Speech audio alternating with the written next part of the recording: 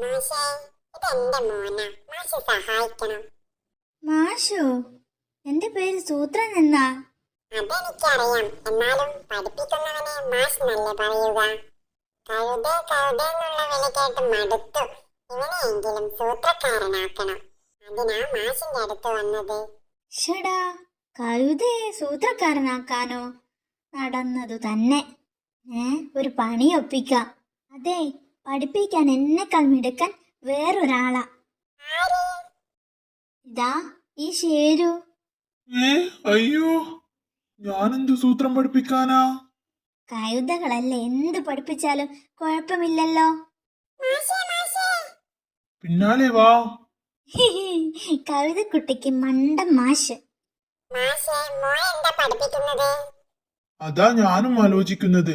ഒരു പിടിയും കിട്ടുന്നില്ല. മോനെ, പോയി ഒരു വള്ളിയും കല്ലും എടുത്തോണ്ട് വാ. വള്ളിയും കല്ലും? ശരി മാഷേ. എന്തിനാ മാഷേ വള്ളിയും കല്ലും? അത് ആനയെ പിടിക്കാനുള്ള വിദ്യയാ. കഴുതക്കുട്ടി പോയി വരുമ്പോഴേക്കും എന്തെങ്കിലും സൂത്രം ആലോചിച്ചു വെക്കണം. മാഷേ, ദാ വള്ളി. കല്ലോ? കല്ല് വള്ളിയുടെ അറ്റത്തുണ്ട്. ഒറ്റ വലി വലിച്ചാ ഇങ്ങ് പോരും. മാറിക്കോ. അയ്യോ, ഭാഗ്യത്തിന് രക്ഷപ്പെട്ടോ. ഇവറ്റകളെ ഒഴിവാക്കാൻ ഒരു സൂത്രമുണ്ട്. മിടുക്കൻ, മിടുമിടുക്കൻ. ആണോ? താഴെ കൂടി ആന പോകുമ്പോൾ ഇതുപോലെ കല്ല് കെട്ടി വലിക്കണം. ഈ മിടുക്കൻ ഇപ്പോഴേ മിടുക്കനാ, കൂടുതൽ പഠിക്കണ്ട. മോനെ, നീ കഴുതകളുടെ മാനം കാത്തു.